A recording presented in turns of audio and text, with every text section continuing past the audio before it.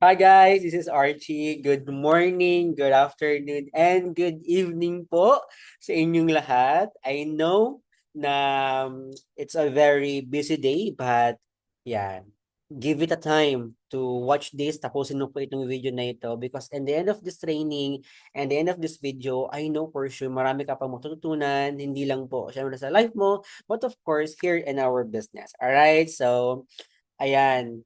So kahit nasa ang bansa ka man right now, I'm so happy. And if you are watching this, di ba? Good job kasi you are making time para mas matutunan mo ano yung negosyong meron tayo. And without further ado, I'm gonna share my screen. Okay, so I know you can see it all. So welcome to Alliance in Motion Global Group of Companies. All right, so welcome to EGG Bicol. Sorry for that. And welcome to our Facebook advertisement training by yours truly, di ba? Ang pinaka-cute. Charot lang. Arjun Berrega. And I'm happy to share to you my knowledge for today. So before that, I want to introduce myself for those people na hindi po ako kilala. Ayan. I am a student right now. So sa hindi mo nakakaalam, I've been doing this business full-time. But I'm doing as a part-time student. Baliktad na no. Yes, baliktad po talaga. I'm a part-time student because I am doing this business full-time. And because of this business, I was able to earn more, earn six figures, 60,000. And I'm able to pay my tuition fee, my allowance, my rent, and everything. So I'm so grateful for the AGG vehicle with this community, with this business because I was able to afford living here in Manila. So I am a student right now. I am studying my bachelor degree here in Manila. Yes po, and I am 22 years old right now. Yes, bata pa po ako. I'm still young. And despite of being student, I have been doing this negosyo na full-time. Kaya meron kayong mga anak din na gusto nyong or pinsan or kung sino man yan na gusto nyong siyempre maging, alam mo yun, na have the potential or magkaroon din naman ng chance na matutunan kung paano, alam mo, they can earn by their own. Kasi ako, I want to earn by my own at this really young age. So, this is me. And this is po yung mga achievements ko sa life, di ba? While I am being a student. So, earning six figures per month, I was able to went in Hong Kong, Macau, ayan, six figures per month, all right? So, check. Ayan, and travel, buying gadget and everything. So, meron po ako ng mga bagay na hinahangad ng isang kabataan na katulad ko. So, because of this opportunity, I was able to give kung ano yung gusto ko sa buhay, I was able to give it to myself by my own money because of this business. But today, this is gonna be about the sharing of mine. But of course, I'm gonna share to you the knowledge na kailangan mo to learn more about Facebook advertising. So let's begin. What is Facebook advertising? Facebook advertising is a form of paid digital marketing that allows businesses, organizations, or individual to promote their products, services, or content on Facebook and its associate platform like Instagram or Messenger. You know what, guys? Once you are a member, di ba? Once you are a member, you have a two option. Okay? So, always remember na ang isang negosyo, lagi siyang may two side, all right? Ang negosyo is your profit will come from the people. Your profit will come from your client. Your profit will come from those people na magtitiwala sa produktong meron ka o sa negosyong meron ka. It can be traditional business, it can be online or any kind of businesses na meron ka. So meron tayong tawag na advertisement. We have different way to advertise our business or product. For an example, pag mga artista ka, ano pa, billboard, di ba? Collaboration, yan, yung mga advertisement ang tawag dyan. Tindahan, di ba? Meron din silang advertisement sa TV, sa radyo. So tayo, we have two ways to find client, to find people, or to create groups. Number one is to referral. But referral, again, is time consuming. We recommend or we are doing this Facebook advertising because it's convenient. Not for us, but for everyone. Okay? Why? Because instead of ikaw yung maghahanap ng kliyente, di ba? Si Facebook na yung maghahanap para sa'yo. So sabi dito, Facebook advertising is a paid digital marketing Yes po, kaya po tayo ay paying kay Facebook because siya yung gumagawa ng work para sa atin. For an example, meron kang negosyo na coffee shop, alright? Sa coffee shop, 'di ba? Ano yung way of advertising mo? Posting on Facebook, posting on TikTok, posting in every social medias. And sino gagawa nun? Your client, I mean your ano yun, employee. Silang gagawa nun, mag-post si marketing team. Ngayon, mag-post sila, you need to pay them. As for what form? Salary. Same kay Facebook. Si Facebook is our employee. We are paying Facebook to do their job. Gets na? We are paying kay Facebook to do their job. For an example, kayo, you are a worker in kung nasang bansa ka man, 'di ba? Your boss paying you kasi you are doing something. Same kay Facebook. That's why we are paying. So Facebook advertising is a powerful tool, yes, for reaching and large specific audience. Ibig sabihin, yung Facebook advertising, kaya niyang ma-market or kaya niyang ma-introduce yung negosyo mo, yung product mo, in every places, not just by your neighbor, pwedeng sa ibang bansa. Kung you are from USA, pwedeng sa Asia, Europe, Canada, in different countries. You are in Europe, pwedeng sa USA, di ba? Vice versa. So, yun yung mga pwedeng resulta. So, it's highly customizable and measurable campaigns. Ibig sabihin, nasusukat natin yung wideness and of course, yan. So, why we need to pay? Bakit nga ba kailangan magbayad kay Facebook? You need to pay for Facebook advertising because it's a paid service provided by Meta or Facebook. All right? So, again, the Facebook is our employer. I mean, employee. Di ba? Facebook is tauhan mo siya. Facebook will do his or her job. The Facebook will do their job and you need to pay them to do their job well. Can you get it? All right. The advertising works online. The moment we are advertising or the moment na nag-advertise tayo, we don't have any control kapag it's running on online. Kaya minsan, um, may mga pagkakataon na maraming inquiries, pagkakataon ng konting inquiries, may pagkakataon ng walang inquiries. Why? Because we don't have a control kapag yung advertising is running na online. Okay? Did you get it? So again, we need to pay to Facebook because it's a paid service provider. All right? So what is the advantages and disadvantages of advertisement? Again, lahat ng bagay may advantages, lahat ng bagay may disadvantages. So let's start with disadvantage muna. All right? So what the disadvantage of Facebook advertising can be costly. True. Again, when you want something really good, you need to pay for it. For an example, bakit yung mga malaking brand, for an example, makeup, blah, blah, blah, they are paying billboards. Why? Because, why billboard? Because maraming tao makakita. The larger group or the larger people na pwedeng makakita ng advertisement mo, the more it costly. Ibig sabihin, the more na mas maraming tao yung makakita ng advertisement mo, the more na mas mahal din siya ang bayad. Kaya may billboard. Example for that is a billboard. Billboard, mahal magpa-billboard, pero it can attract millions, thousands of clients. People, ordinary people, it can attract them. So, can you get it? And of course, causes clutter, alright? Mislead consumer. True. Kasi, may mga pagkakataon na yung advertisement natin, nakapanood ng mga taong hindi interesado. So, bawas na yung budget, di ba? May mga kliyente na interesado, may hindi, di ba? May katamtaman, may napadaan lang, iba-iba. So creates intrusive experience. Ibig sabihin, yung advertisement, ano siya? For example, yung billboard ulit. Hindi naman lahat ng tao nakakita ng billboard ang sabihin maganda.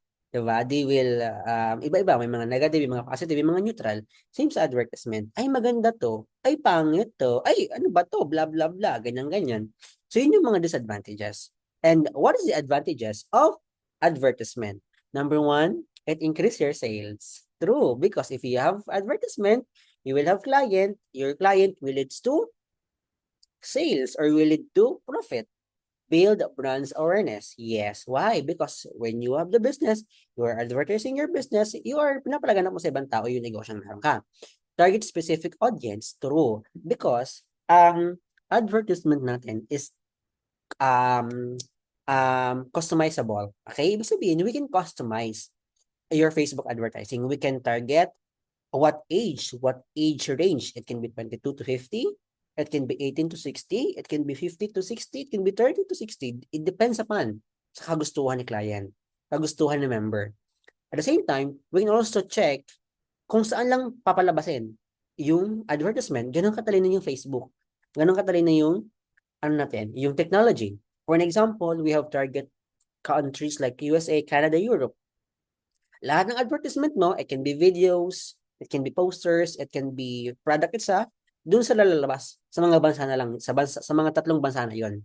Gets nyo? Ibig sabihin, we can control kung ano yung population na pwedeng masakop ni advertisement na. Did you get it? And of course, provide information. Ibig sabihin, hindi mo na kailangang isa-isahin pa yung mga tao. Ibig sabihin, hindi mo na kailangan isa-isahin pa yung mga kasamaan mo sa bahay, kaibigan mo, katrabaho mo, and everything. Okay? Because Facebook will do their job. And our responsibility, when they do their job, is we need to get them paid. Okay? Get na? Alright. So dito, this is the application that we used in Facebook advertising. Number 1 is the Meta Business Suite. So, itong Meta Business Suite na to, dito natin minomonitor lahat ng client na nag-i-inquire sa Facebook advertising mo. For an example, nag-advertise ka ng, by the way, your ads will run for 24 hours. It depends upon. It can also customize, right? So, here, in Meta Business Suite, diyan natin, diyan natin nakikita kung sino yung nag-inquire, kung saang bansa siya. Diyan natin kikita sa Meta Business Suite. Okay? And sa Meta Ads Manager naman, diyan naman tayo nagbabayad. Yan. Diyan tayo nag-add ng funds. Diyan natin nakikita yung insight, yung algorithm, kung magkano yung nagastos natin. Diyan papasok sa Meta Ads Manager. So, yung Meta Ads Manager, connected yan sa bank, sa pwedeng GCash, yan. Mga online payment natin, connected yan sa Meta Ads. So, yung dalawang application na yan, yan yung kailangan mo. Kapag mag-start ka ng advertisement with your admin or with your mentor, with your coach or yung taong mag-help sa'yo to access the Facebook advertisement. And dapat, you have the access and Meta Business Suite. Why? Because you can monitor yung mag-i-inquire sa'yo during the time of your advertisement. Alright? So before you start, make it sure na you have the access. Okay?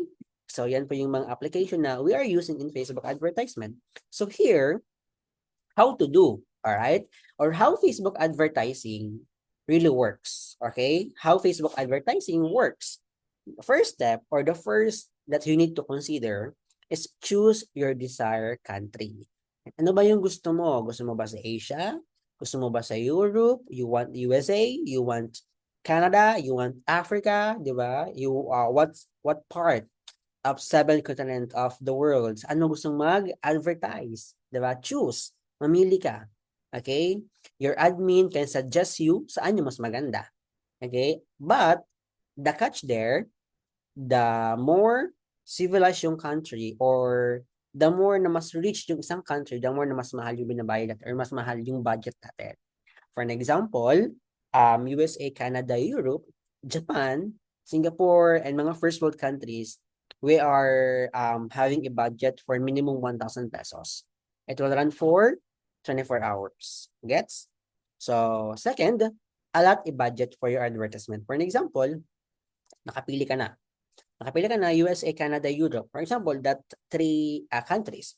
So, magkano yung budget? 1,000. Yung 1,000 na yun, it will run for 24 hours Philippine time. Okay? It will run for 24 hours Philippine time. So, ganun siya mangyayari. So, ikaw, your role is the third to monitor your client. Saan? Doon po sa Meta Business Suite. Okay? So, yung app na kanina, you will monitor your client dito. Yan. Dito, sa Meta Business Suite. Alright? So, yan po yung mga gagampanan mo. Again, choose your country, allot the budget, talk to your admin, talk to your coach, talk to your mentor, and of course, yeah, you just need to do is to monitor if meron mag-inquire. And all the works will be done by your personal coach or personal mentor. Okay? And of course, we have here some of the adjustment. Ayan. So, when President Ferdinand Marcos Jr. signed the Law of Value-Added Tax on a Digital Service Act or Republic Act 12023 in the Malacanang Palace, the RA 12023 imposed that a 12% VAT or tax on a foreign digital services provider. Facebook is one of them. Facebook is one of the foreign digital service provider. Ibig sabihin, yung ads natin kasama sa tax payment. So, ibig sabihin, I'm gonna share to you paano mangyayari yung tax na yan. 12%, no? Ganito siya. So, a simple calculation for tax advertisement. For an example, your daily budget for ads is 1,000. Okay? Your daily budget for ads is 1,000. Ngayon, how many or how much is the 12% of 1,000? It's 120 pesos. Because the 10% of 1,000 is 100, diba? The 12% of 500 is 600. So, the 12% of 1,000 is 120 pesos. So, ibig sabihin, from 1,000 pesos na budget lang for ads before, nung na-apply, since June 1, 2025, nagkaroon tayo ng additional 12% tax. From 1,000 naging 1,120 na po yung budget per day sa isang advertisement. Okay? So, it's really sad to know, pero we don't have a choice but to, ano, to sundin, di ba? To implement the law because that's the law. Okay? And of course, ayan. And of course, it's gonna be again the last slide for this presentation. I hope marami ka natutunan, okay? Always remember na ang ganitong negosyo at lahat ng negosyo hindi ganun kadali. All the business is not easy. All the business is not ganun kabilis gawin. And especially this advertisement. This advertisement stressful when in terms of wala nag-i-inquire. Stressful kapag walang kliyente. Stressful kapag may problem. Especially yung 12% stressful siya for us na kami nag-handle lang budget ninyo for advertisement. So we are asking to be thankful. Be thankful to your mentor, to your admin, to your coach because they are doing their very best. They are doing their very best para magkaroon ka ng kliyente. Para magawa niya yung trabaho niya na para magkaroon ka ng client, magkaroon ka ng successful na members. So, hindi mo alam kung ano yung pressure, ano yung ginagampanan ni admin mo every time na wala nag-inquire, may nag-inquire at paano niya kinakausap yung mga nag-inquire. Diba? You only need to do, again, is to fund the Facebook ads. Attend training, watch training. Lahat ng gagawin mo, pagkakausap, diba, pag-follow up ng kliyente mo, sino gumagawa nun? Your admin, your mentor, your coach. So be thankful for them because they are doing their very best para ma-help ka. Please be patient. Number 2. Why? Again, yung advertisement, we don't have a control when it's running online. Ibig sabihin, wala tayong control doon. It can be mislead, it can be lead, it can be marami mag-inquire, it can be walang mag-inquire, it can be konti yung mag-inquire. Yun yung out of our power. Yun yung out of our ability to control. So, kapag may mga nangyayaring ganun, please be patient. Unawain mo sana yung nangyayari. Number 3 is be understanding. Unawain mo sana yung nangyari. Because sa amin, sa part namin, masakit. Sa part namin, hindi ganun ka-okay, but we are trying to understand on your behalf. 'Di ba iniisip namin, ano kaya sasabihin ni member, ano kaya sasabihin ni ate, ni kuya, kasi yung ads niyo na budget wala nag-inquire.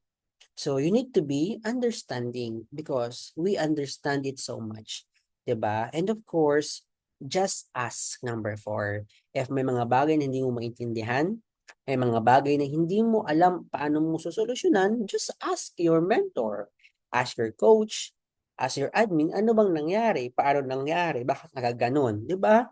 Because they can explain what happened. Okay? Sa lahat ng bagay, 'di ba? Kapag nagtanong ka, merong kasagutan. So, again, I just want to remind everyone, if you are watching this right now, na be thankful. Please be patient. Let's be understanding. And if you want clarification, just ask. Hindi mo kailangan magalit. Hindi mo kailangan magmura. Hindi mo kailangan salitaan ng kung ano-ano. Hindi mo kailangan blah, blah, blah. Just ask. Listen to yourself. Don't listen to other people. Okay? Because other people will say all the bad things about your business. But you must know how to run your business. So, I hope you learned something from me. I hope marami kang natutunan sa akin. I hope I can give value sa iyo. I hope na ito natutunan mo, please take down sa notes mo kasi pen is sharper than your mind. Okay, so sulatin mo siya.